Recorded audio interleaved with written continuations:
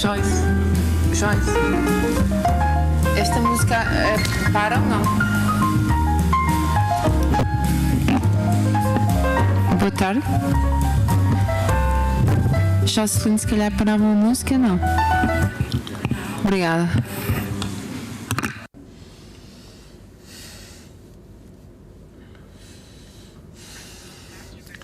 Good afternoon. Hope you've enjoyed your lunch. So we need to begin our afternoon session. We have a colleague in Paris. He's waiting for his presentation via Zoom. We have Lionel Galliez. He's the Vice President in Europe of the International Union of Notaries. He's a notary in Paris and representative of the ENN. And the work group is e-commerce, and he's the main advisor of the President of the International Union of Notaries, David Ambrosiano.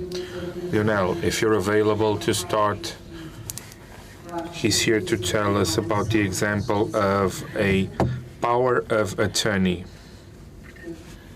Lionel, you have the floor. Bom dia a todos vós. Obrigado por me dar a palavra. Thank you for giving me the floor. I know that I have approximately 15 minutes, maybe 10 minutes for the presentation itself and the remaining time for the questions. I'm presenting today, I don't have the direct vision of the slide of my presentation, so maybe I will tell the title so that it can be seen at the same time. First, I'm presenting the principle of remote signing for this remote notarized power of attorney that exists in France since the 20th of November last year. In order to introduce this new possibility to sign remote power of attorney in France, we must first remind that it's the direct outcome of the pandemics and the lockdown last year, since in France, notaries were deprived from the right to receive clients in their offices. And therefore, we had, as an emergency regulation, the right during this period to have every kind of contract and legal authenticated documents signed remotely. This was a provisional regulation, but the French government considered that this kind of remote signing was quite useful, but had to be limited to power of attorneys. And the other reason why there was a need for such technology and kind of contract was that 2 years ago, the French consulate lost the competence to have notarized documents signed abroad. And therefore, we had many problems when we needed notarized power of attorney, and our clients were in foreign countries where there is no equivalent of civil law notaries. For instance, almost every English-speaking jurisdiction, United States, Australia, UK, were not able to provide the same kind of authentication. This has been possible because in France we had already a unified and compulsory system of video conferencing adopted by every notaries, because we already have a technology to have a remote signing when the other party is in another notary office. And this video conference system, of course, meets all the requirements in order to have perfect safety and confidentiality. No possibility to record the feeds, for instance, and a strong encryption, which guarantee that it cannot be hacked. Of course, such a system had to be faithful to the principle of authenticity and make sure that we could efficiently check the identity of the client, his capacity also, and of course allow a good quality exchange with him in order to provide him all the information he needs, reading the contract, hearing all the explanation and advice in order to have an informed consent. And even with all those guarantees, of course, all the recommendation of the French High Council of Notaries have been to have an enhanced caution when we use this tool, since it is to be restricted to cases where we cannot use another possibility. For instance, when there are in the country, yes, that's the next slide, please. Thank you. When there are in the country civil notaries, like for instance, if a client was in Portugal, of course, this technology makes no sense in that case because it's very easy to find a civil law notary in Portugal, as in many other countries of Europe. And of course, we will favor this kind of remote signing when we have clients who are in a country where there are no equivalent. So next slide, please. Here is here's a list. I won't, of course, describe precisely the requirement, but in this presentation, I wanted to have a reminder of the equipment and elements the client must have in order to be able. But what's interesting is the next slide is the description of the process to get the client sign a notarized contract remotely. And in order to make sure we have a proper identification of the person, and considering that France does not yet have electronic identification on the ID card, like for instance in Estonia, we had to use the certified trust third-party services approved by the French Authority of Digital Services Security, which limited the possibility to only one company, which name is ID Know, that we use when we had no contact with the person during the last 10 years. And this service issue digital identification certificate in order to have a qualified electronic signature from our client, which is, as you know, the highest level security in the ADAS regulatory framework. Of course, if we had direct contact with the client during the last 10 years, and if we have kept all the elements to make proper and reliable identification of the person, in that case, we don't need to use this private company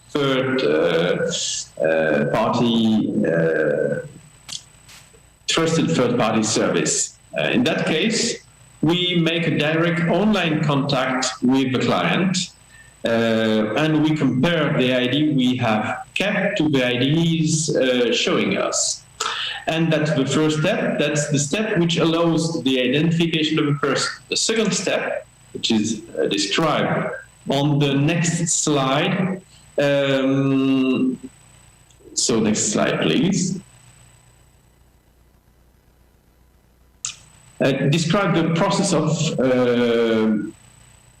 reading, explaining, and getting the contract, the property signed remotely. So at that stage, once we have a proper identification of the person, we send an invitation through email to the video conference session. And then it opens, of course, the video feed with our client. It's an excellent quality, provided, of course, our client has also a good connection. And then we are able to show him on the screen every line, every paragraph of a power of attorney, and at the same time to provide all the explanation and answer to all his questions. This step is also important to make sure that the person understands that his questions are relevant, that he has a correct understanding.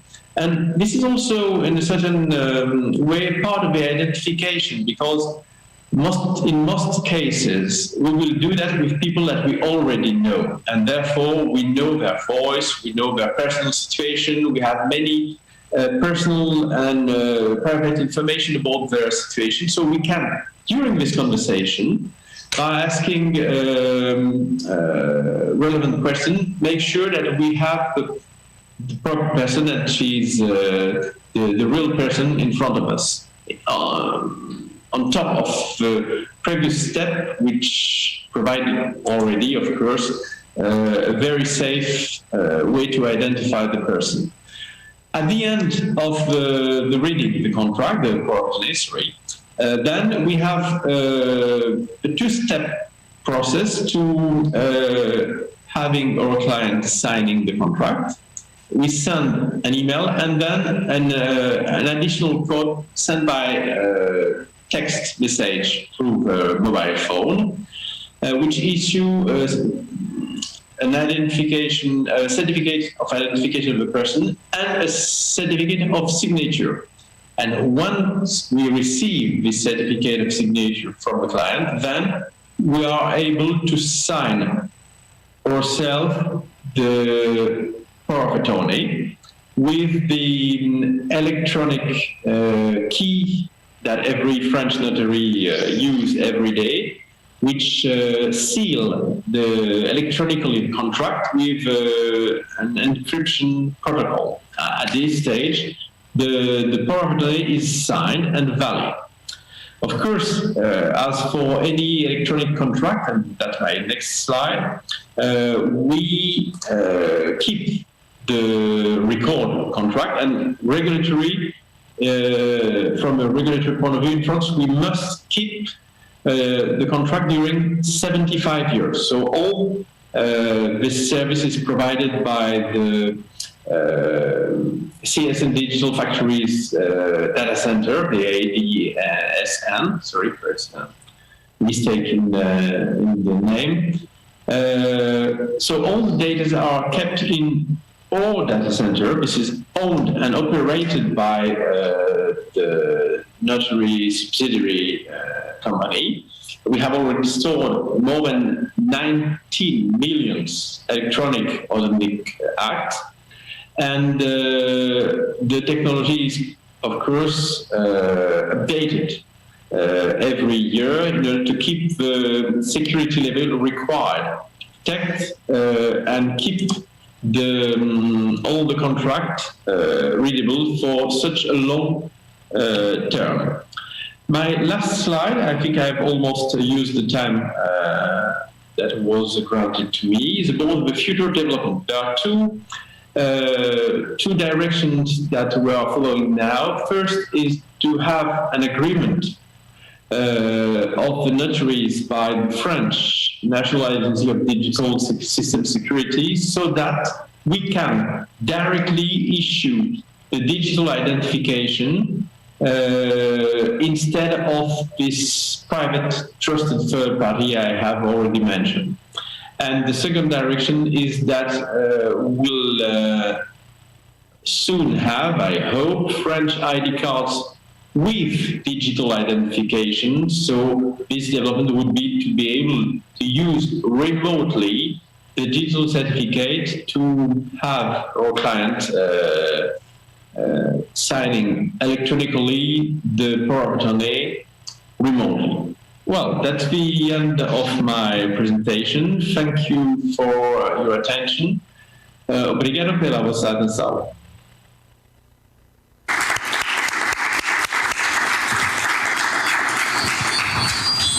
Obrigada, Lionel. Thank you, Lionel. I don't know if you can stay for a while so that after the next two presentations, if there are any questions, I don't know if you can stay with us, Lionel.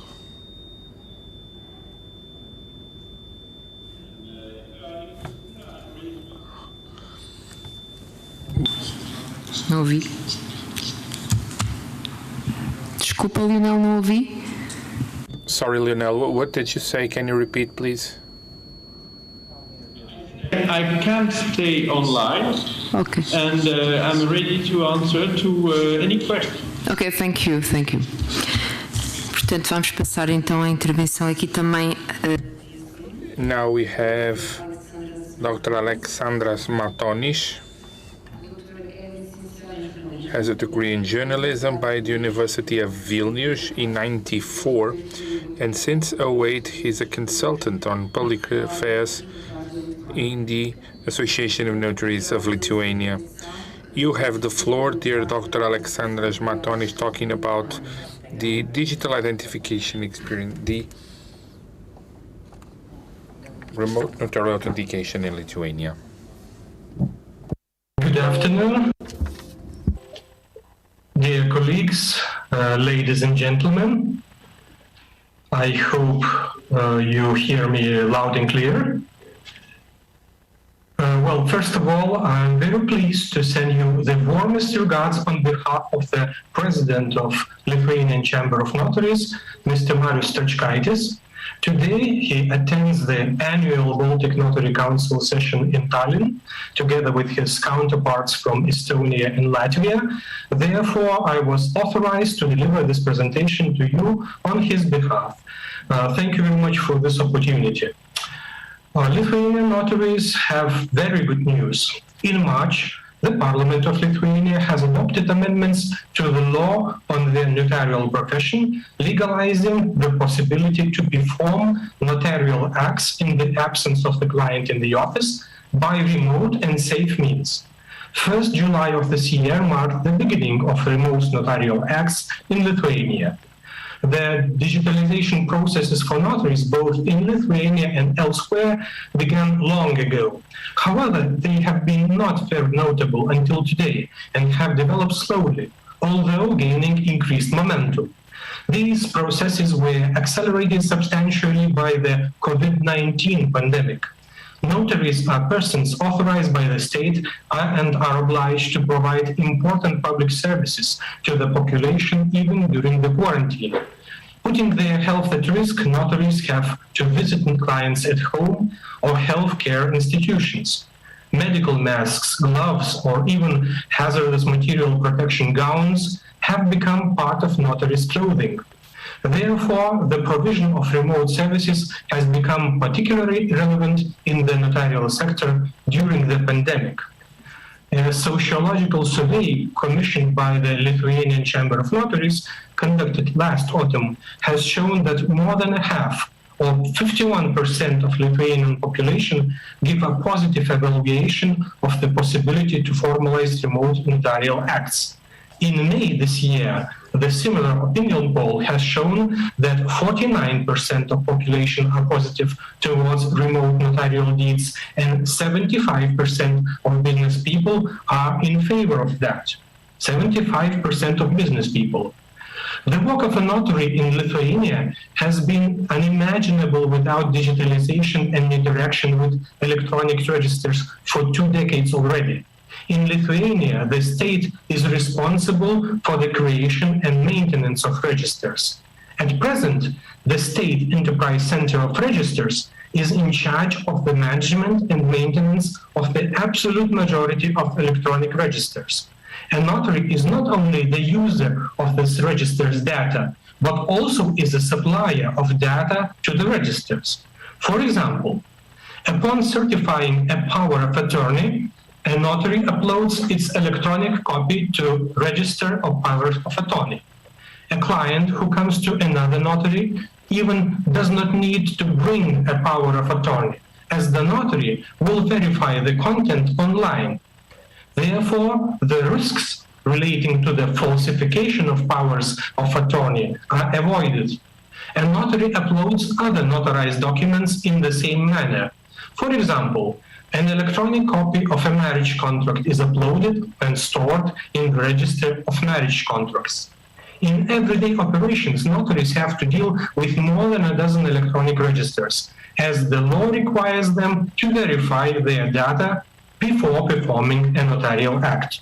I will mention a few most important registers. The population register, where notary verifies personal data and documents issued to a person, can see the person's photograph in a document and verify family relationship. The registry of legally incapable persons and persons with limited legal capacity, where data about such persons are uploaded by court judgment. The register of property seizure acts, where a notary verifies data on a property. The mortgage register, when a notary verifies whether property is pledged or not, and supplies data on mortgage and pledge transactions himself or herself. The register of legal entities is one of the most necessary tools for notary work, where notary has to certify the establishment of legal entities, companies, the change of their authorized capital under the acts. Probably one of the most actively used registers in the real estate register and the real public electronic service of real estate transactions. Since July 2009, for almost 12 years, this has been an electronic environment in which notaries perform all actions related to immovable property transfer and registration. This service was the result of cooperation between the state registers and the Lithuanian Chamber of Notaries. It has become an impetus for the emergence of the electronic notarial profession.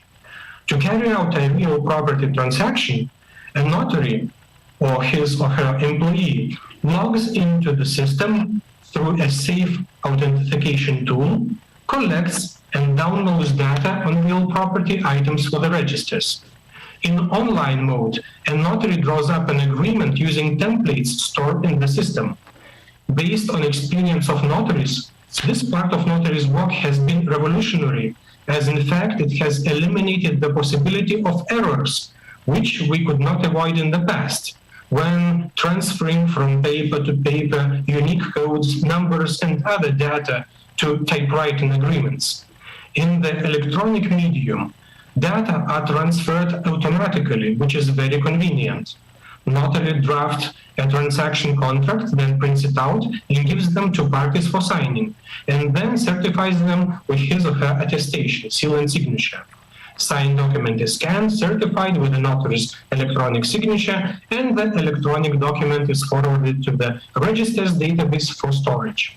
A signed agreement is scanned, certified, and I sent for the storage. Data on a transaction are transmitted to register, and the ownership is registered in the same manner. The functioning of the public electronic service of real estate transaction has proved to be satisfactory, leading to the launch of the analogous mortgage transaction registration electronic service on the 1st of July 2012, and the enactment of the mortgage reform. These notaries drawn up and register mortgage transactions and send data to the mortgage register. During the last decade, the development of electronic services has shown unprecedented speed. Along with that, the level of protection and reliability of electronic identification and settlement systems has evolved and increased. The Lithuanian Chamber of Notaries initiated the development of an independent electronic system ready in 2012. We had the idea that part of the cooperation between notary and client, at least the preparation for the transaction, probably could be moved to the cyberspace. That was our vision. However, we did not imagine that under the existing circumstances, we would be also able to provide the possibility for the remote performance of notarial acts. At present, the majority of notaries throughout the world are developing or have already developed their own electronic notarial systems. As we are Latin notaries, our main concern is ability to identify a person remotely in a safe way gain assurance of the person's free will in performing an appropriate notarial act, and ensure data security. This means that even if the technologies are used in notarial practices, ensuring lawfulness, legal security, and certainty will always remain a priority of notary. The philosophy of our notarial profession is that remote notarial acts are an additional possibility rather than a substitute. Even if a client finds it very convenient to receive notarial services remotely, if a notary doubts about the client's identity or other circumstances of the act, and the priority then will be given not to the performance of remote actions, but to the supremacy and law. And the notary will see the client in person in his office. The development of the information system, e-Notaras or e-Notary of the Lithuanian Chamber of Notaries began in 2014 and ended in early 2017. The work of creating a web service for the State Enterprise Center of Registers, matching the specification and developing integration interfaces between the system took another 3 years.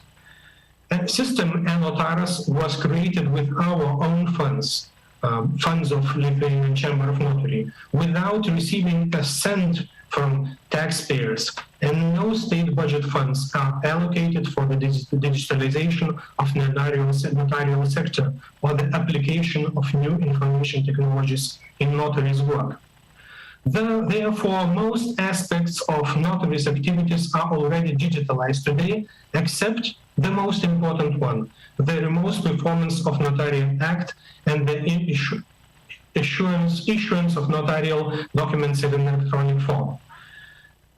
So the Lithuanian Chamber of Notaries made a proposal to the state authorities to formalize this method several years ago already. However, only the reality of the COVID-19 pandemic forced the state authorities to respond to the proposal of Lithuanian Chamber of Notaries and initiate draft amendments a year ago. On completing the creation of the e-Notaras or e-Notary information system, in 2017, the Lithuanian Ministry of Justice has permitted completing the notarial register electronically. The old good notarial paper book was replaced with the convenient electronic register. Thus, this functionality made notaries work. Notaries must use electronic notary information system for their real practice. According to the amendments to the law on the notarial profession, which was passed in Parliament last March, notary may perform all notarial acts remotely, except attest wills and testaments. Second, attest to the fact that a person is alive and in a particular place. And third, accept into custody wills which are equivalent to official wills or personal wills.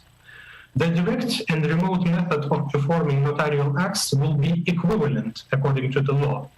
They are performed in accordance with the same rules regulating the notarial practice. They will also have same legal effects. This means that a notarized electronic document has legal force equal to that of paper documents certified by notary. There are things that notary may not choose to perform a notarial act.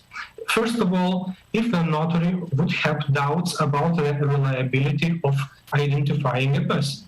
Secondly, if that would pose great risks, having regard to the purpose of the transaction and the client willing into it.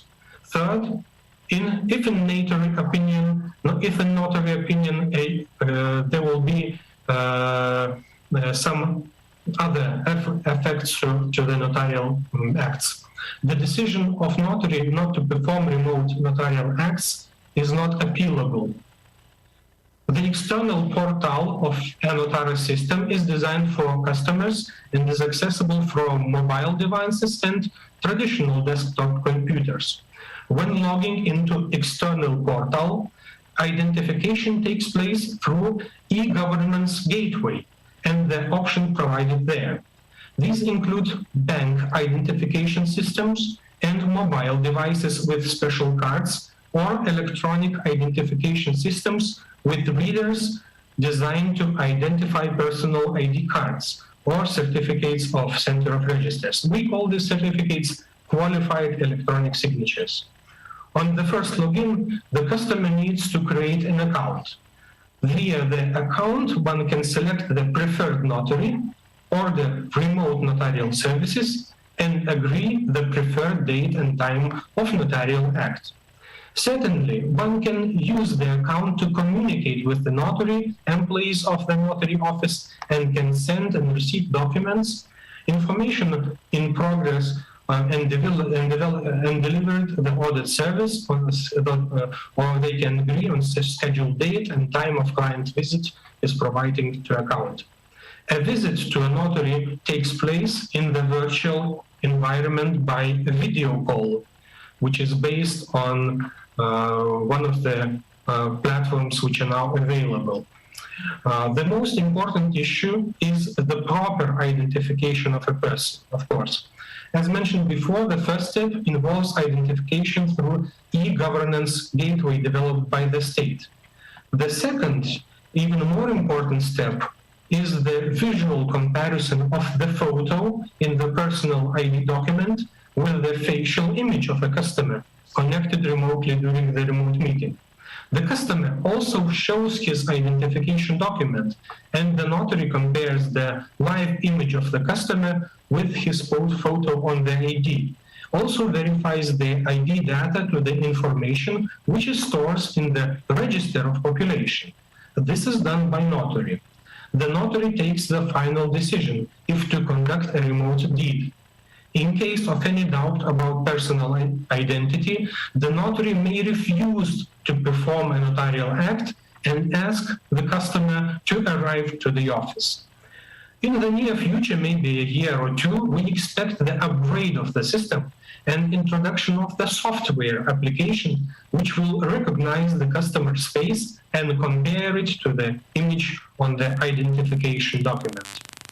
When performing remote notarial acts, notaries execute them in electronic documents, certifying and sign them with a qualified electronic signature. No notary seal is used.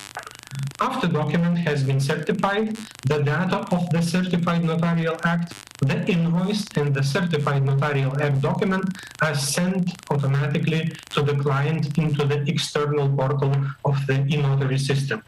The client is provided with the certified notarial act document in PDF and ADOC formats.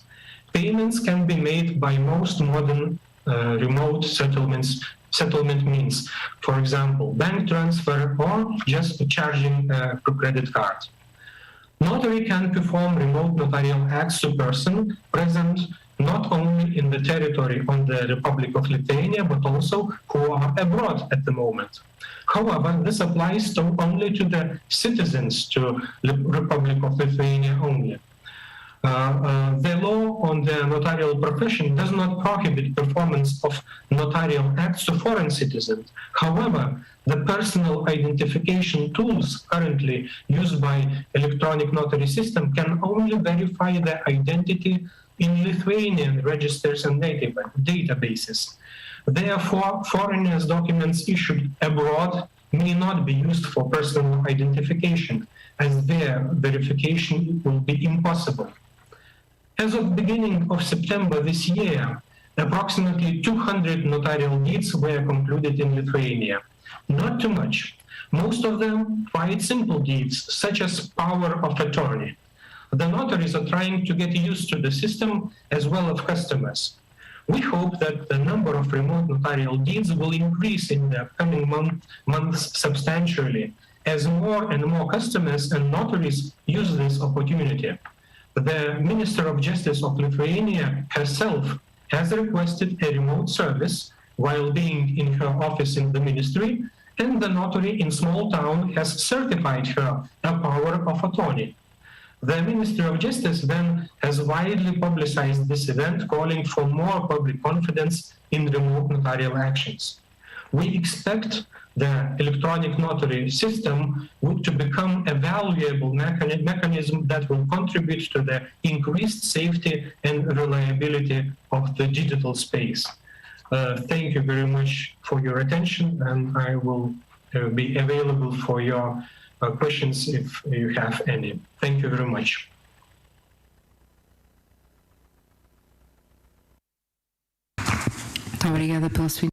Thank you for your presentation. And now we have a colleague who was able to be here in person. Thank you for coming.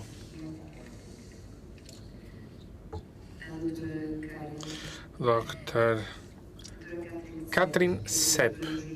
She's a legal consultant of the Chamber of Notaries of Estonia, and she's here to tell us about the Estonian experience. Thank you. You have the floor. And good afternoon, everybody. I, like Isidoro, haven't been giving a presentation at the actual place of the event for quite some time already.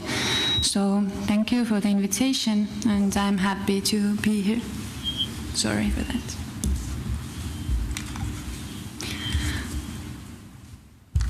Is it better now? Yeah. I will first show you a general video introduction to Estonia's electronic identity, and then after that I will give a more specific overview on how we use the Estonian eID in the e-services that Estonian notaries offer, namely how it is integrated in our remote authentication program. But first, the video.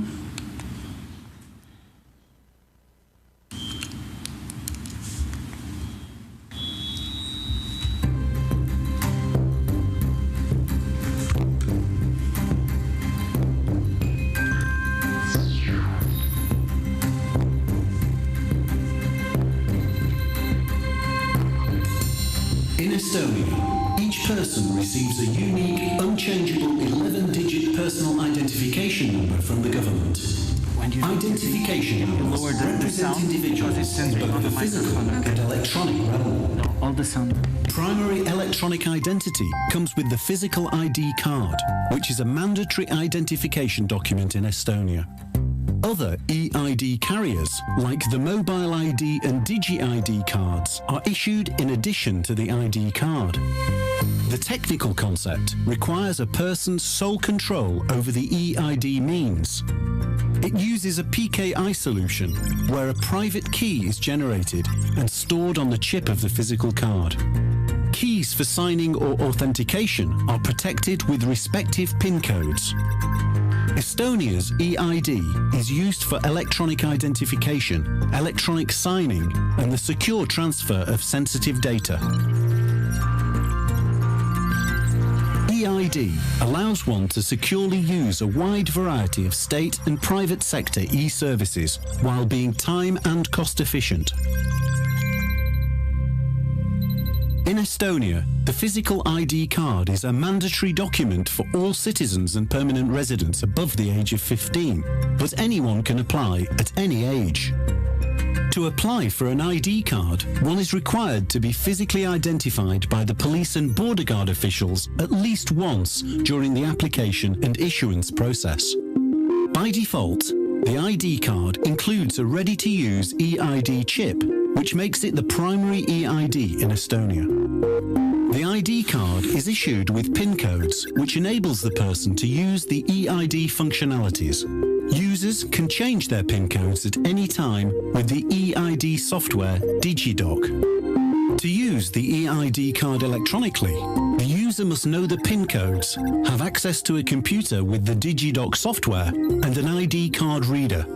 DigiDoc software is developed and maintained by the state. It is downloadable from the website id.ee, easy to use and free. The software supports all widely used platforms such as Windows, macOS, iOS, Android, and Linux. In Estonia, state-issued eID is a reliable method of identification.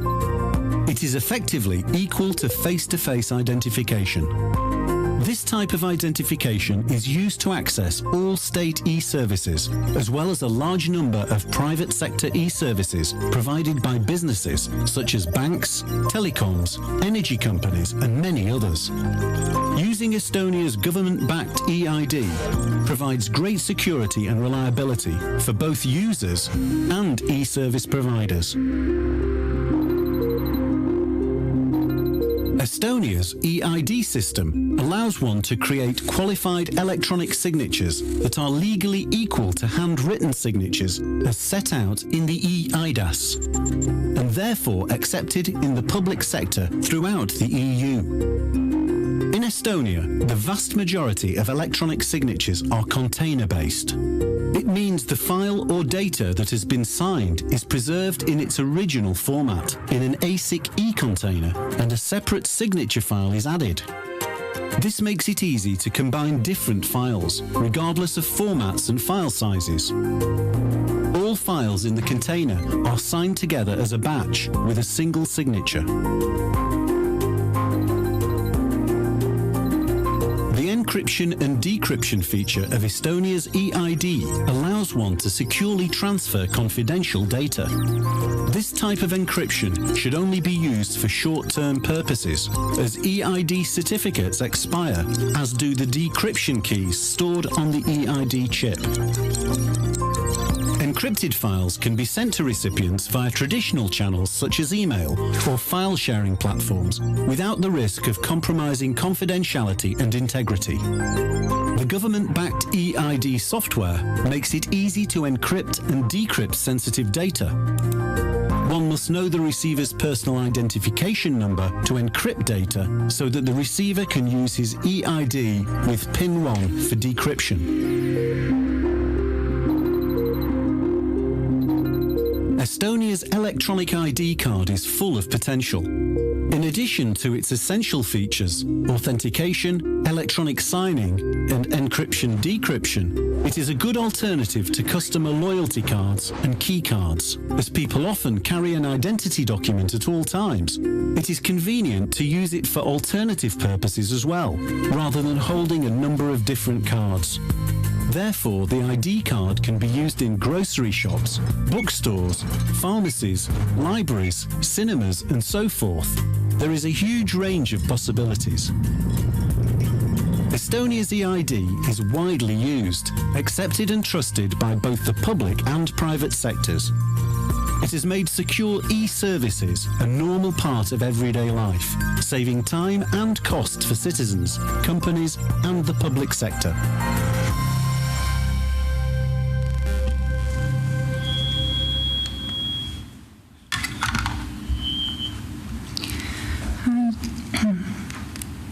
So maybe just to repeat some of the most important points, it is just an ID card issued by the state, mandatory for all Estonian citizens, and it serves as a regular face-to-face identification document plus a travel document in EU. But also for online authentication to use e-services, that it has a chip and it's possible to give digital signatures and encrypt documents with the ID card. What was also briefly mentioned in the video was the mobile ID, which actually is quite similar, as I understand, like the one in Portugal.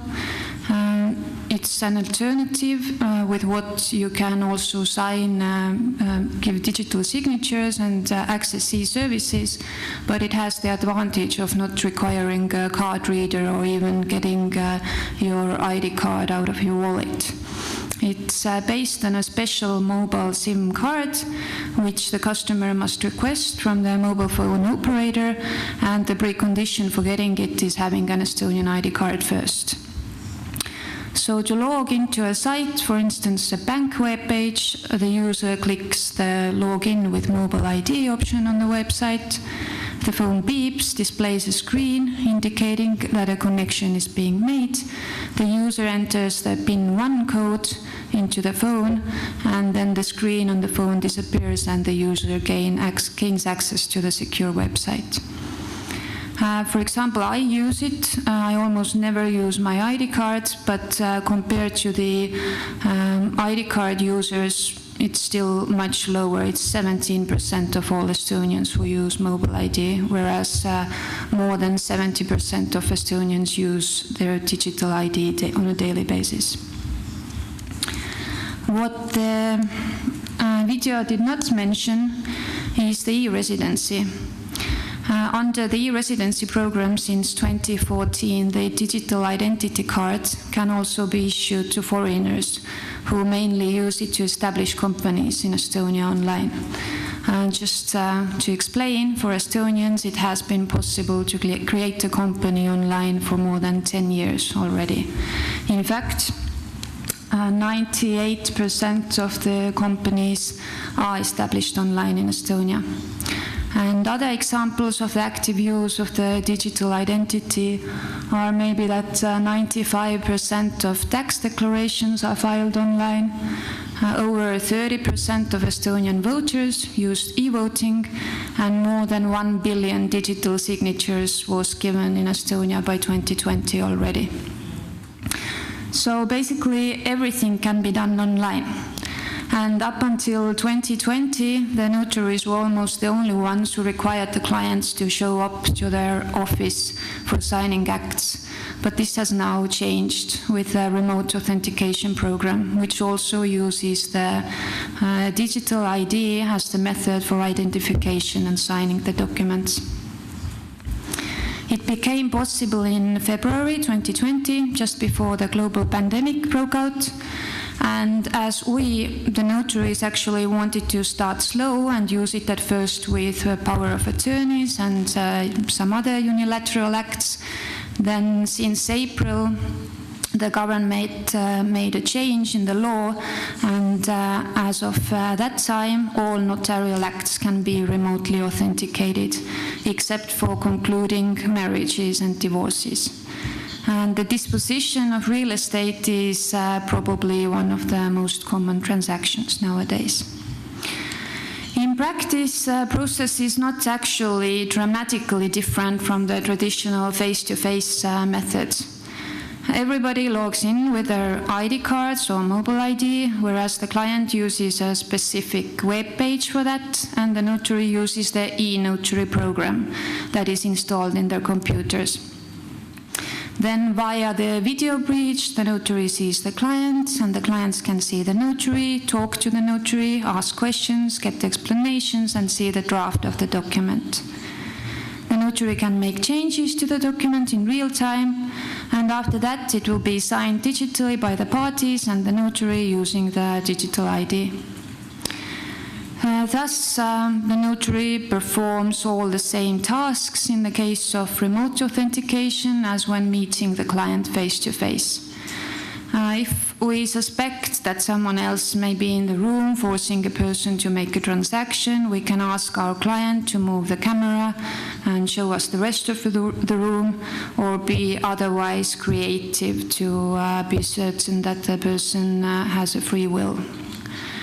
And even if most Estonians are familiar to using e-services and digital signing, we are always extra careful when it comes to elderly customers, especially if they have these technical assistants to help them. We try to make sure that these assistants have not had an impact to the participants' free will.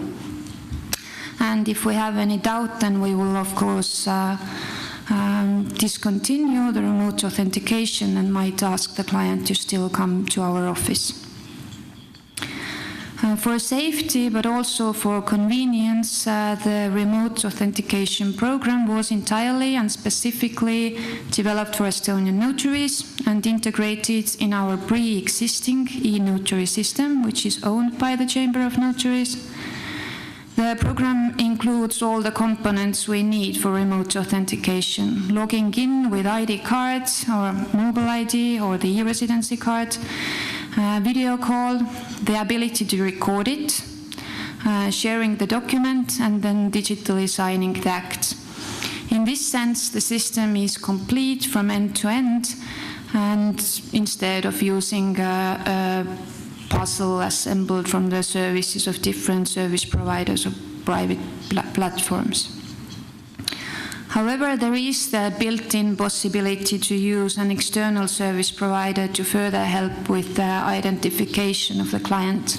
That is, to ensure that the biometric characteristics of the person on the screen match those in his or her document photo. This should aid in cases where someone actually is using another person's ID card and codes, and the similarity of those people is such that the notary might not notice that it is not the person he or she claims himself or herself to be. I mean, memorizing the codes and not giving your card to someone else is in Estonia as obvious nowadays as locking the door when leaving the house, but we still consider this extra layer necessary. And as I said, this is optional. The notary might not choose to use this feature, especially when he knows the customer before, but if used, the service provider forwards the results to the notary. The notary also has access to the database of the Police and Border Guard Board, which contains photographs of all people that have been granted Estonian ID card, and they can use the help of the image there for identifying the client. And of course, if still in doubt, we also have the access to the population registry, see the relations of a person, can ask questions about his family, her family members, about the person's previous addresses, where she was born, etc. In 2020, 6% of all transactions were authenticated remotely. And this year, at least 10% of all notarial services have been rendered remotely, which is more than 20,000 acts by now. So, what could I say to sum up the Estonian experience? When it comes to remote authentication, I can say that our customers like this format, and up until now there are no known system abuses. I think that we have been able to make our service more convenient for the customer without losing in its quality. And although even inside our organization, we had many skeptics initially. Now there are only 4 notaries out of almost 100 who have never tried to use the program. And I'm pretty sure, or at least I don't know how we could have done it without the state of digital ID, which really is the cornerstone of Estonia's e-services. Thank you.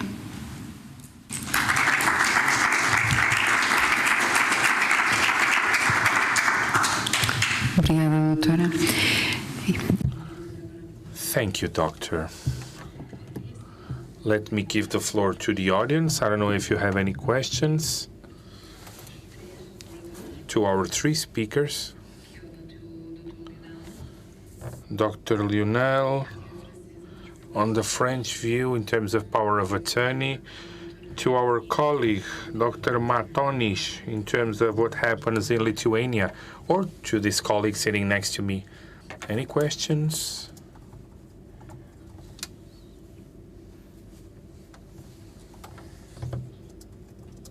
No? I have a question to Lionel. I think that he can hear me. Lionel, can you hear me? Pertaining the power of attorneys.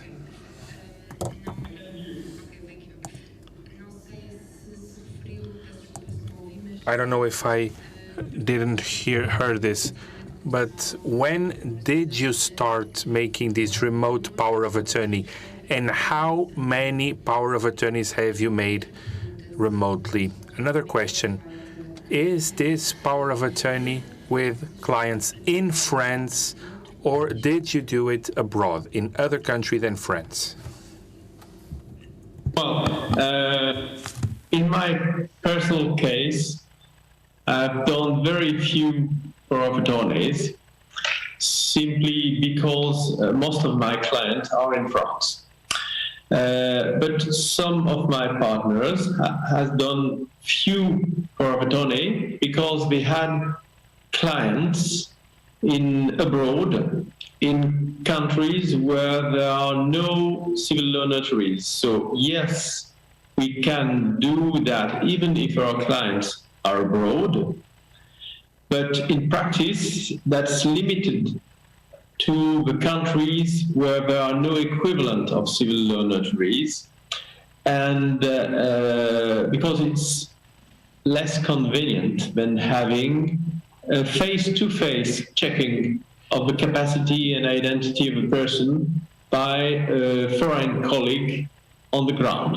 So, as regards the numbers at the national level, we don't yet have the figures because it's been in place for less than 1 year. But in my office, I would say that we have done no more than 10 of such power of attorneys.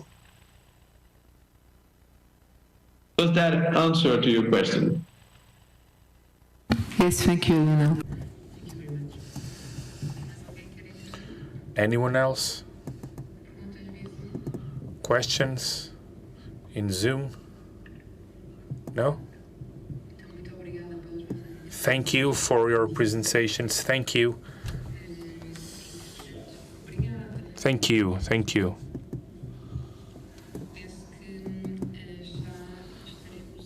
I think that we have Bogdan Stefan online. Bogdan, are you with us, Dr. Bogdan?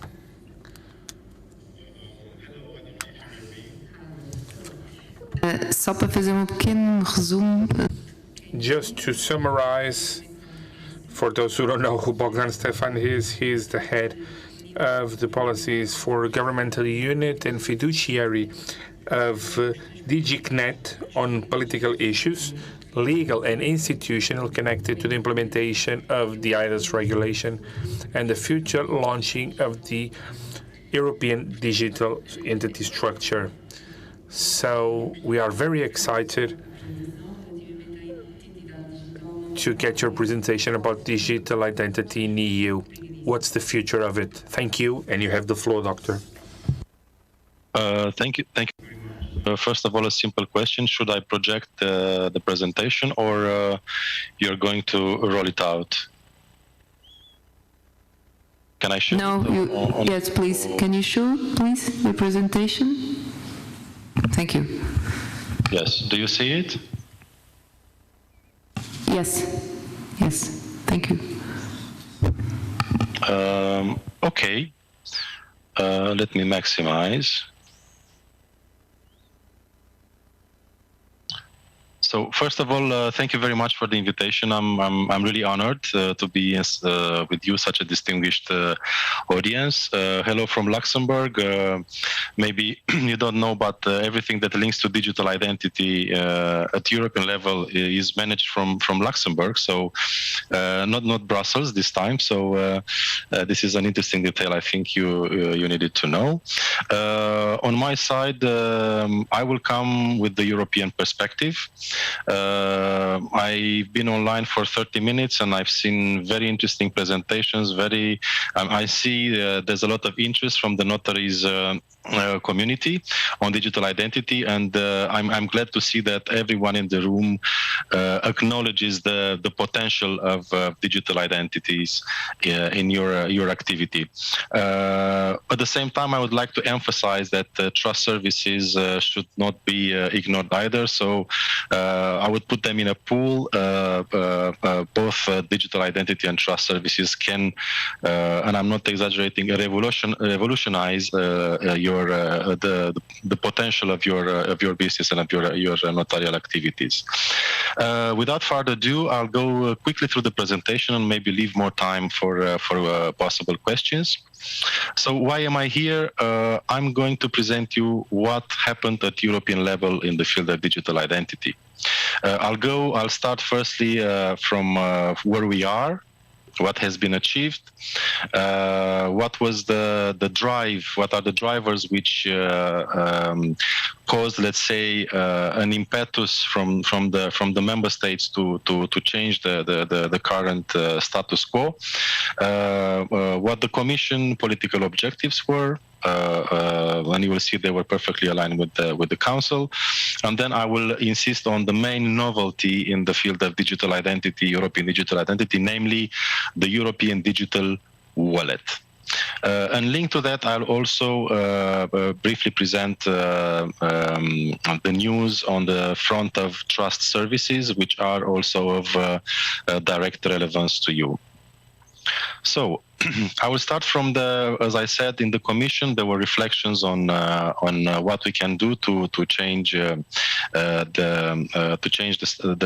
status quo and what can be improved in the field of digital identity. And I will start with the quote of the President of the Commission linked to digital identity. So we start from a reality where European citizens, they don't know very much about what happens with their identity data, how is it used.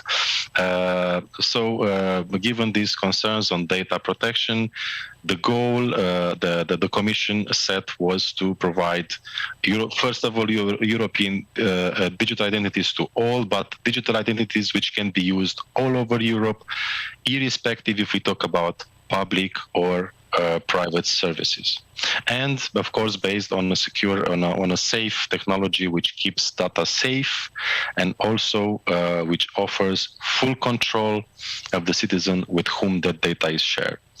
Also a quote, you will see here that the European Council in brackets sets the main policy directions at the European level. So the head of the presidents or the prime minister, they meet and they set the political directions for the future. So there's also consensus at political level that something needs to be done in the field of the European digital identity. So the European Councils called the Commission to develop a new wide framework for secure public electronic identification, European EID. So, starting point. You probably, apologies. You probably all know about EIDAS. So EIDAS, just 30 seconds on what it is in the field of digital identity. EIDAS, it is a huge breakthrough in the field of recognition of digital identities between member states. It set interoperability framework, and the main mechanism to recognize these digital identities, which, as you know, they vary in each member state. Each member state, it's a sovereign right of the member states to develop their identities and the technologies they want to choose. The EIDAS came with a system which made them interoperable on the basis of the so-called EIDAS nodes. So different digital identities, I'm talking in simple terms, they communicated between each other via the EIDAS nodes, but only for the purposes of providing access to the European citizens to public services, so to cross-border public services. So a Portuguese citizen in Luxembourg can use his, for instance, the Chave Digital or the identity card to access public services in Luxembourg. This was the main purpose. So this was the limitation. Unfortunately, the coverage of this system was limited. The take-up was limited from the member states. So only 14 member states have notified up till now, covering roughly 60% of the population. At the same time, in the field of the services which can be accessed, they are not that many. So you see here, among 7 key public services for cross-border users, only 14% they offer EIDAS authentication. So it's the take-up is not that huge. The public services accessible, they are not that many. In terms of usage, again, very few authentications you see compared to the domestic level. Of course, there are EID solutions at national level which are hugely successful. There are many examples. We've just seen Estonia, so you can do everything in Estonia basically online. But of course, those solutions they cannot be even even if they are successful at national level, then they cannot be used cross-border for public and private services alike, with the widest range of services. And of course, there were issues with the user convenience, the fact that because at national level there are national identifiers required, let's say the convenience for the users was really low, so a lot of interfaces. So all these things actually are the drivers which made us think about a change. Of course, in addition to that, new elements appeared meanwhile since 2014. The citizens and the users generally, they have expectations for much more convenience, and this new, let's say, element of control over data and control over with whom to share that data, this played a very important role in our reflection. Of course, actually the second bullet is linked to the fourth, is the same. So there's a bigger demand from widest ranges of services which require for digital identification or the use of trust services even. So there's a higher general demand for digital services. Of course, the COVID was a game changer. There are studies saying that the COVID accelerated the digitalization around the world with 7 years. So this it's seen also in Europe. There are many examples. I think in most of the member states, the use of EIDs for various purposes, accessing essential services, increased dramatically. So I can give you many examples, but I don't want to point at specific member states now. So in any case, the COVID played a very important role, and I think you heard it very open everywhere that COVID played an important role in digitalization in general. Now, this is the core business. What is the European digital identity? What do we mean with that? What do we want to achieve? So basically, we start from the principle in the new proposal, which revises EIDAS. The proposal is based on the right of every person eligible to have a national ID. The fact that this identity should be recognized all over EU. Then we promote a simple and safe way to control how much information can be shared for specific services, and the fact that the user controls that information. And the solution basically that we suggest in the regulation, in the revised regulation, is this wallet. So these identities be operated via digital wallets available on mobile phone apps, which will allow first, identification online. Secondly, the storage and exchange of information provided by governments, like the minimum data set, name, surname, date of birth, nationality, but also the store and exchange of information on any other attributes or credentials linked to the person. And you will see in a future slide that there will be a new trust service for this, for qualified trust services, which will be able to issue these credentials and attributes. And of course, this information in the wallet will be used to prove a right, the right to reside, to work, to study in a certain member state. Then, the key principles. First one, available to all. Secondly, used everywhere in all public and private services. And the third principle, the data protection dimension. Apologies. The citizens should be able to should be able to use, should be able to control how much data they share and with whom. If we go further, I hope it's useful for you to dwell a bit more, to dig a bit more into the specificities of the wallet, of the European Digital Identity wallets. So first of all, they will be issued by the member states. So each member state will issue a wallet. So it will be either by a member state under a mandate from a member state. So there can be a private provider of the wallet, but it's under a mandate for the member state, or independently but recognized by a member state, which means that the member state may decide I'm just giving an example. Okay, we take the Apple Wallet and use it for this purpose.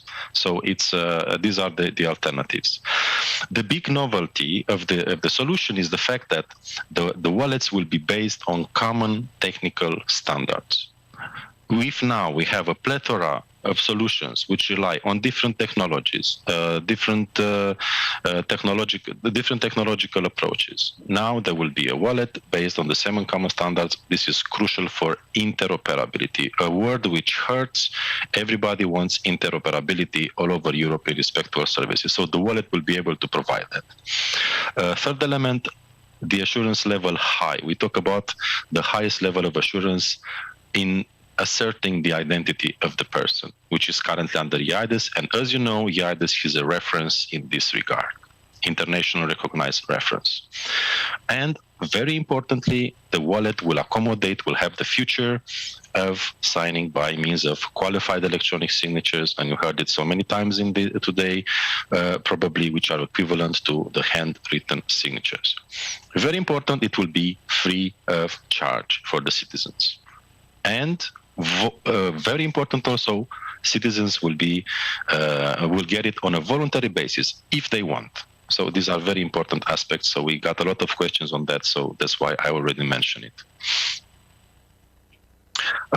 Where will we be able to use the EU Digital Identity Wallet?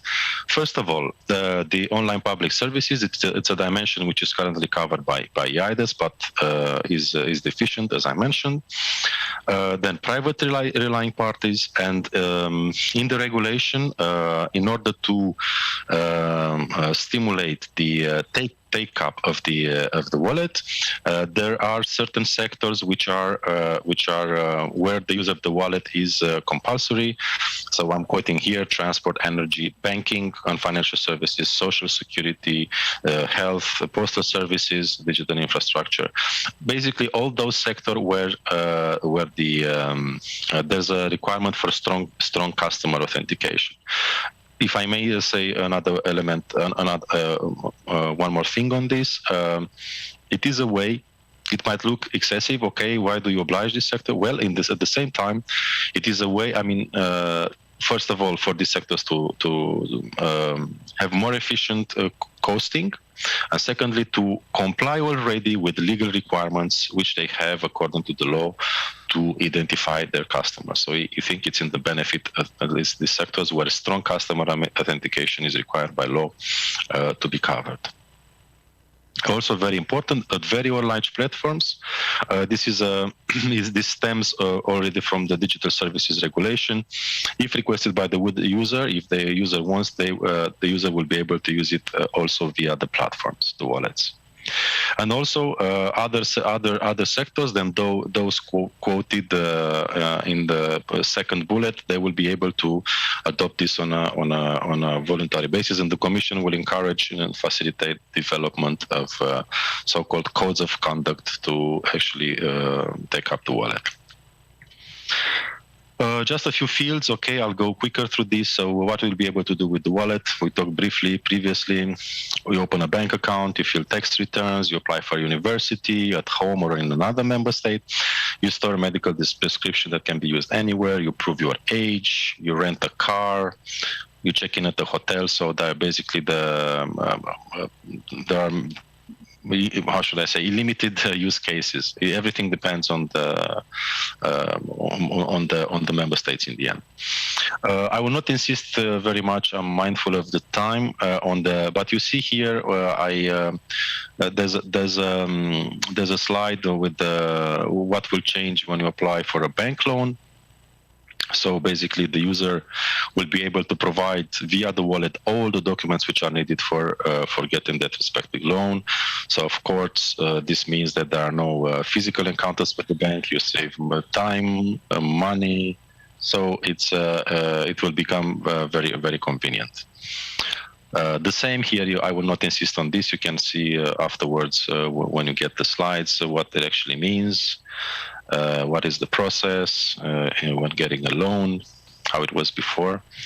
Now, the second very important element in the regulation is this new trust service which enables the private sector to become a provider of identity-linked services. We call them electronic attestation of attributes or credentials. So imagine that you want to to apply for university, you need a credential attesting that, okay, you studied in a certain university, you have a certain degree, or that you are a notary, for instance, or that you are a lawyer, or whatever professional qualification you may need. You need an attestation for that. There will be trust service providers which will be able to issue those attestations that you are a notary, that very importantly linked to your notary lawyer. I'm just using the notary because it's the most at hand. Will be able to issue them, and they will be linked to your official legal identity. This is the strength of these attestations, the main strength element. It will be linked to your identity. And of course, as in the case of signatures and the other trust services and seals, the legal value is the fact that these attestations will be recognized all over Europe. So the purpose is to create a new market for these attestations, which will all feed in the wallet, hopefully in the end. You also have the new trust services. I talked about attestation of attributes already, a new trust service for electronic ledgers, a new trust service for qualified service for the management of remote electronic signature creation devices. It was not a trust service before, and qualified electronic archiving services.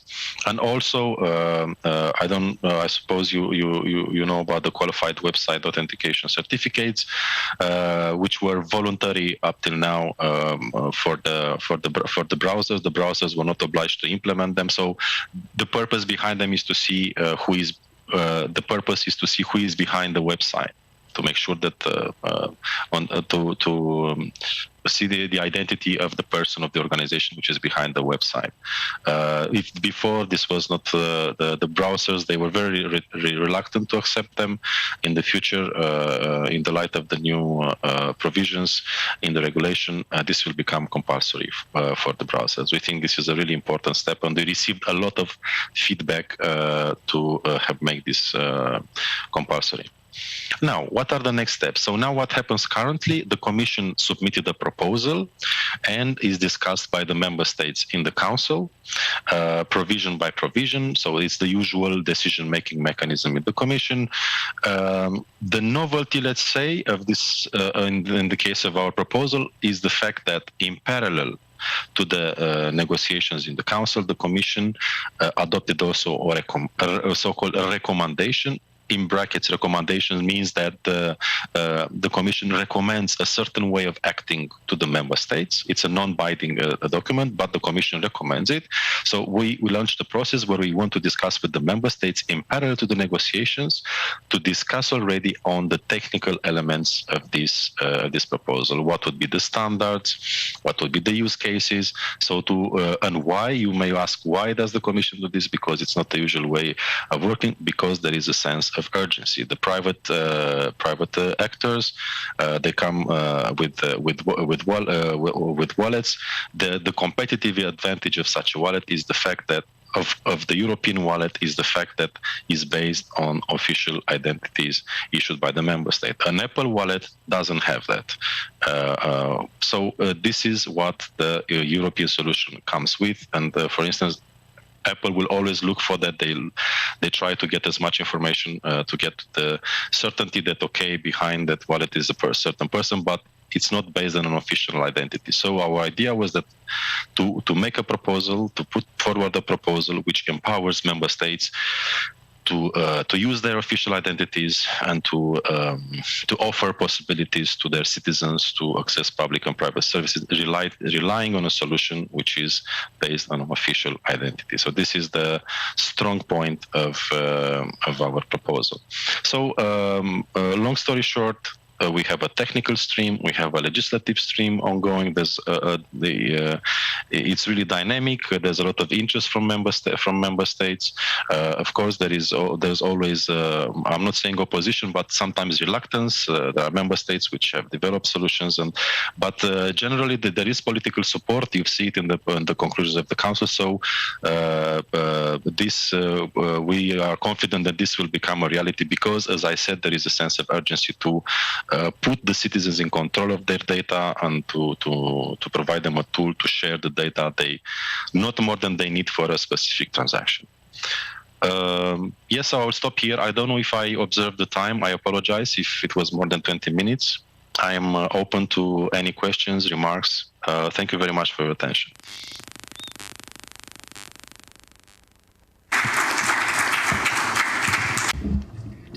Thank you very much. No, you kept with time.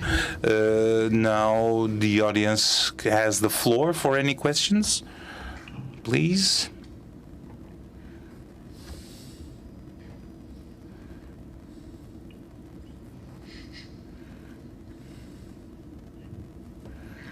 No questions, so we are now leaving for a coffee break because we have no questions right now. So coffee break, we will take about 20 minutes for it. Okay, see you in 20 minutes. Thank you. Bye-bye.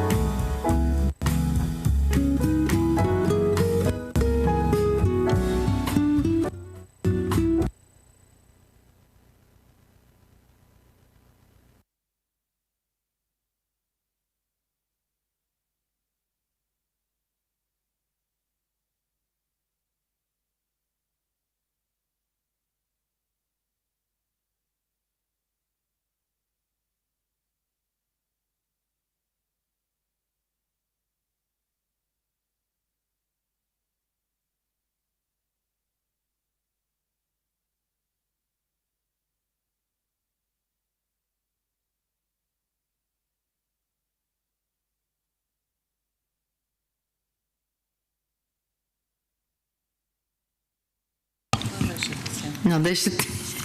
Desculpe. Desculpe. Muito bem.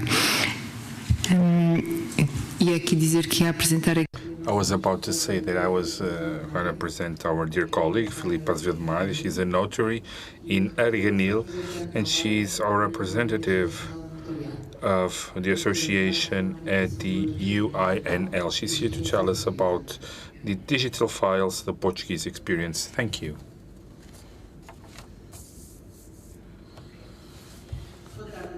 Good afternoon. It's been a long day. Making a presentation at this hour after all the things that have been presented, and it's Friday, so it's not easy, so please bear with me. The beginning of the 21st century can be seen as a period of transition on a happening of important transformations coming into the language expressions such as energy transition, transition for climate neutrality, or digital transition, which is what matters the most. New technologies make this information accessible to a greater number of people in real time, witnessing a paradigm change. For centuries, the file and public deeds by Portuguese notaries were made in physical context. Since the drawing up of what is considered the first document enacted in Portuguese language, the Testament of Afonso II in 1214, all the process has a physical archive to it. The Law 155 from 115, September 15, has defined as one of the attributions of the association the adoption of measures that promote the organization of digital files of notary documents, so that in cases that are legally admitted and according to the applicable legal obligations to be applied via a permanent notarial certificate waiving the exhibition of the original document within the decree to be approved by the member of the government head of that area of justice. Afterwards, the Decree 121 from 2021 has come to regulate the digital file of documents signed by notaries and others that were filed in notary offices and providing them by a permanent notarial certificate with the proof of for effects of record of the facts that are in the documents that must be filed electronically to be done after electronic consultation according to the presentation of access code to the permanent certificate of the document at stake. Within the status and the so-called decree, it is the Association of Notaries that must develop this file that will then welcome the public deeds and other documents, thus allowing its consultation digitally. We are in the beginning of the changing of paradigm, because what existed just in the physical world will now exist in the digital world, and we are coming towards a possibility of issuing notarial documents only digitally. The advantages of the usage of the digital format as to allowing, on the one hand, the quick circulation of documents, and on the other, to avoid physical commute to one-stop shops. The pandemic that we are experiencing with lockdown rules came to show the utility and the emergency of the development of these devices. Within the terms of the legislation in force, the archive that will be created will be fundamentally to welcome the digitization of documents that exist in the physical world, making sure that in case of disappearance of the original in paper caused by any anomalous situation, will be possible to reconstitute the document via its digital version.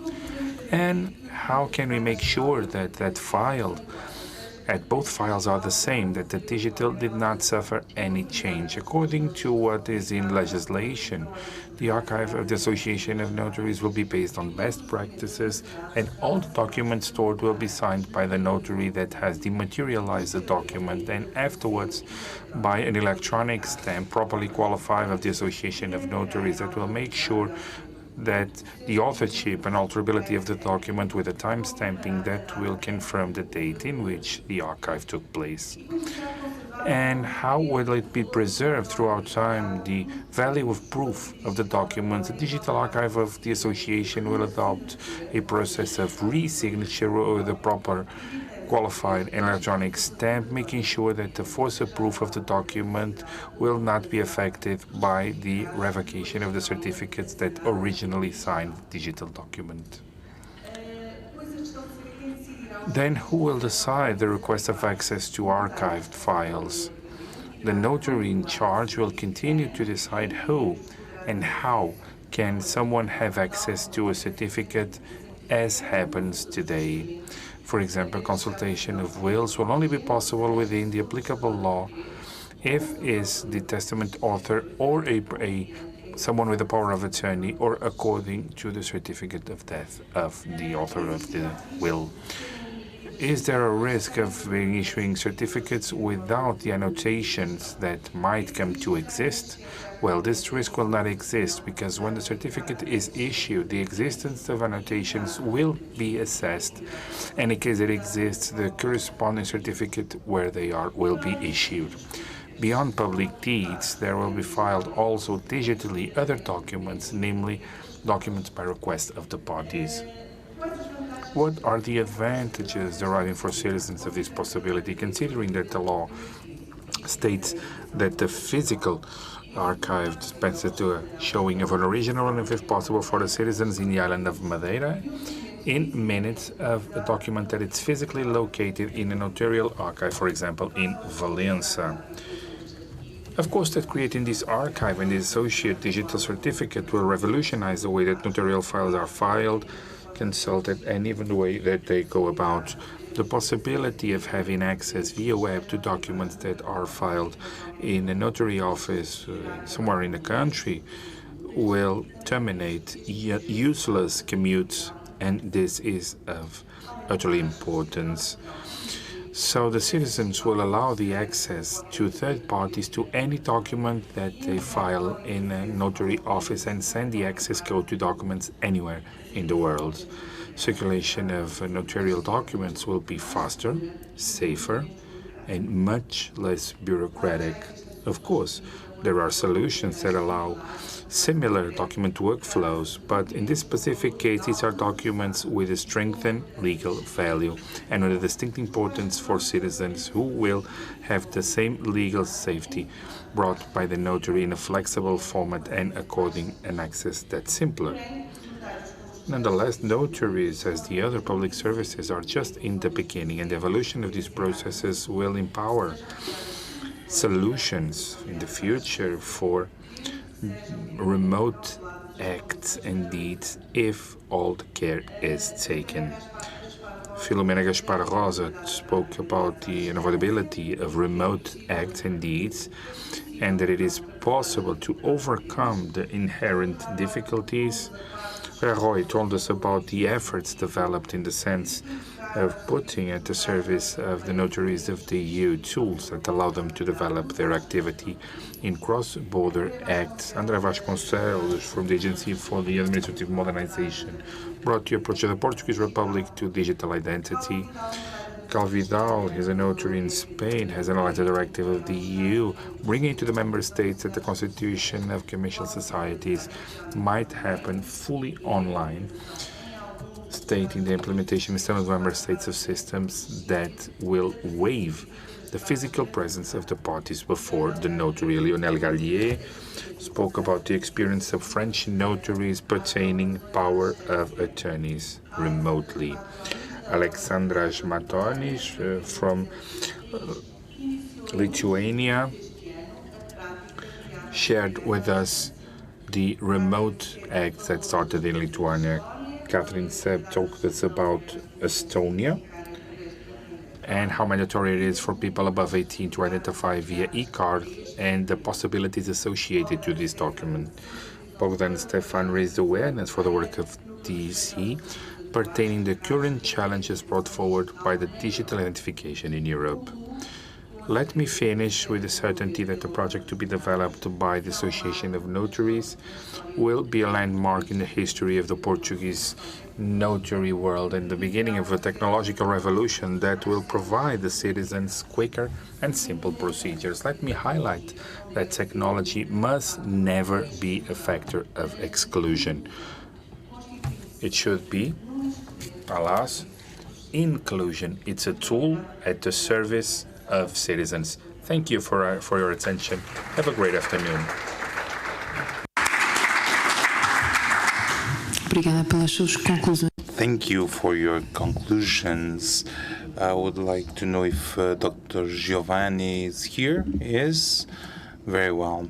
So, good afternoon, Giovanni. I believe you can hear us.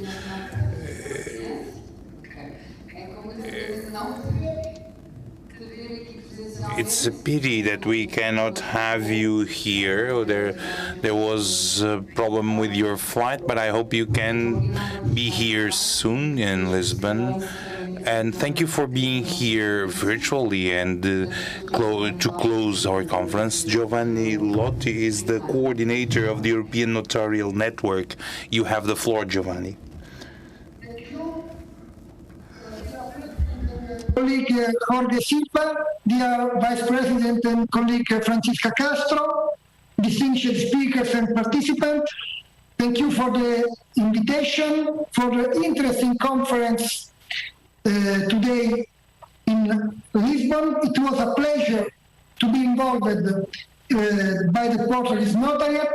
I apologize for not being able to be present with you, but my flight was cancelled on Wednesday. I would have been very happy to travel to Lisbon, a city that unfortunately I still do not know. Raul Radoy this morning described the European Notarial Network, of which I'm the coordinator, as was said by the colleague, and which is a tool at the service of European notaries.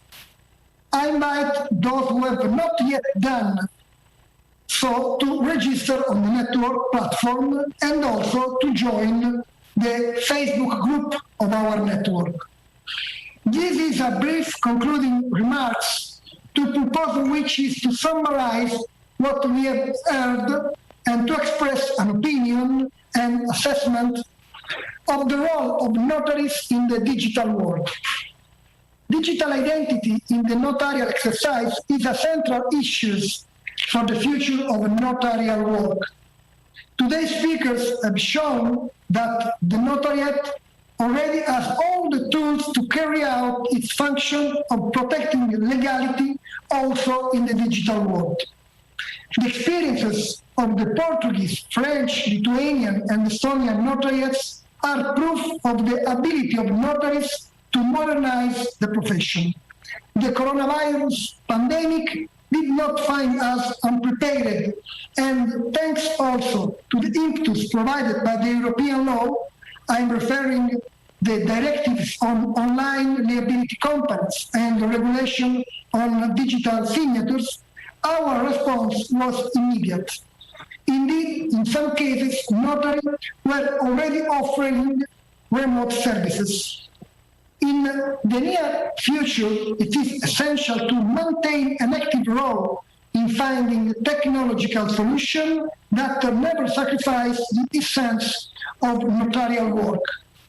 Individual notaries and international notarial institutions are working to identify the best solution also in relation to the needs of the countries in which the notary works. I believe it is important to take decision or suggest legislation to the governments of the various states that are consistent with at least some of the following principles. First of all, the identification of the parties by the notary. Whatever digital identification system is employed, it must be not operated to the exclusion of the notary's direct and personal verification of the appearer's identity in accordance with the notary's national law.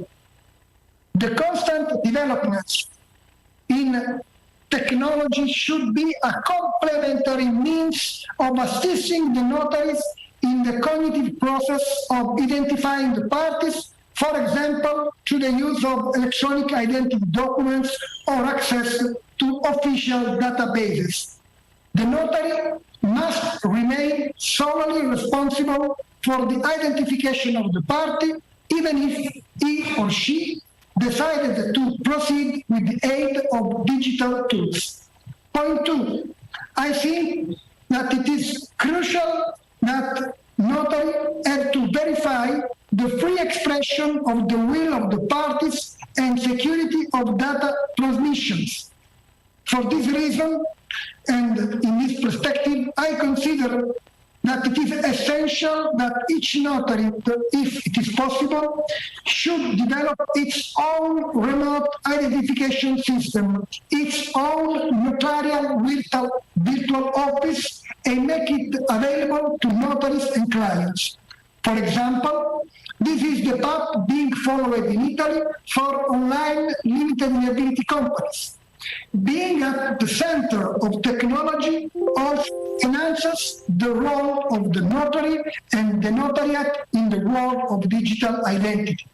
It prevents people from thinking that digital signatures and signatures in front of the notaries are two possible alternatives for signing contracts. Another point is the compliance of the system with the rules of territorial competence. It is necessary to consider that cyberspace has no borders, and we need to manage this new world with our traditional world. Furthermore, signature of authentic instruments, we should decide, and we should work to decide if the digital deed prepared and realized by the video conference should be signed electronically and remotely by the clients and the notary, or just only by the notaries.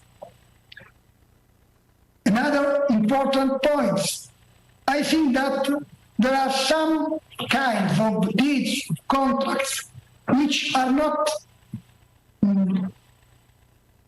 adapted for being signed remotely by video conference. I imagine a will. So we have to reflect about the opportunity to select some kinds of contract or deed or notarial documents which are not perfectly to be used, which is not good to be signed by video conference. Probably nowadays, in the future, we don't know if we can extend to this kind of deed, this new way of signing contract. Now I'm going to finalize my words. The notary must be the central figures in the establishment of remote electronic authentic instruments.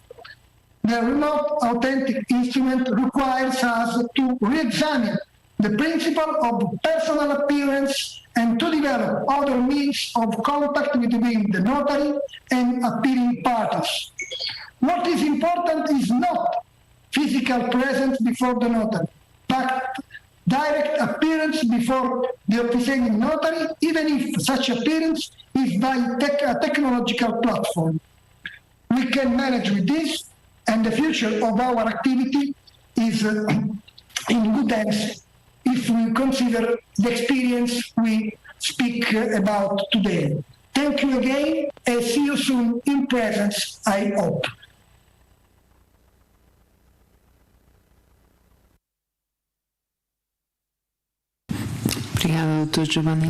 Thank you, Giovanni Lot. And now I will give the floor finally to the president of the Portuguese Association of Notaries.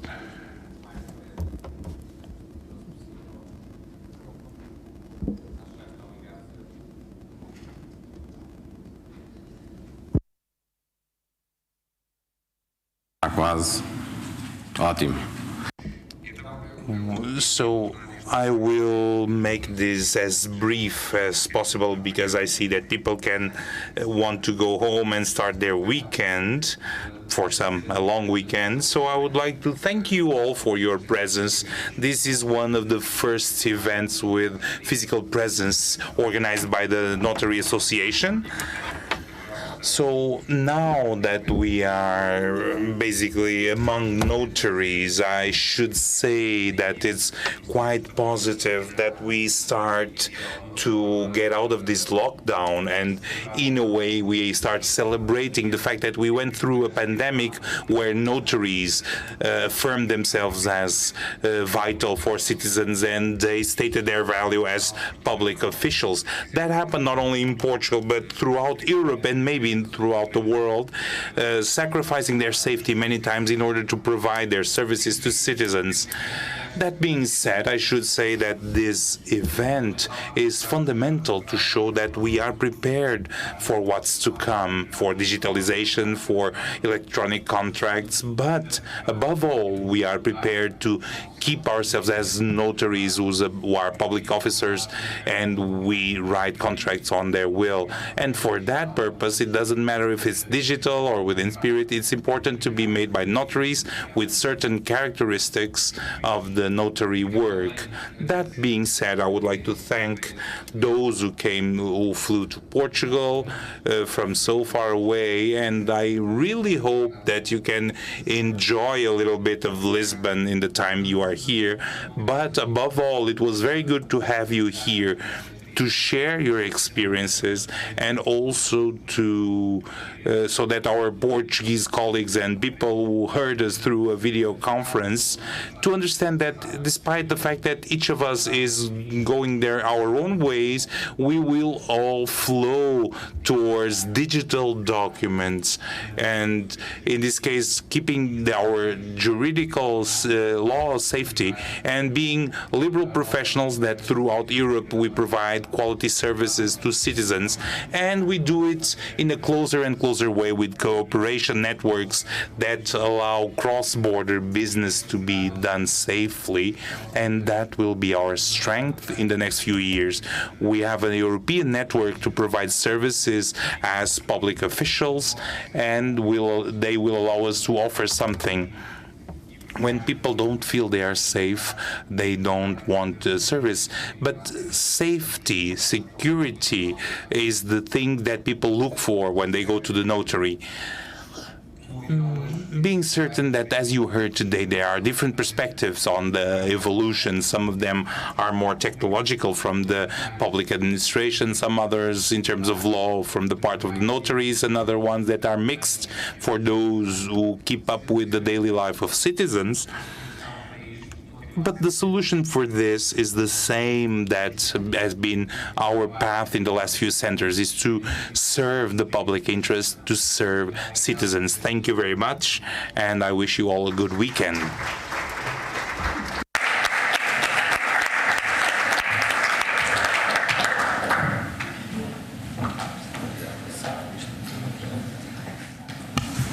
Dou por encerrada então esta conferência. It does close this session. Thank you very much, and have a great weekend. Thank you very much.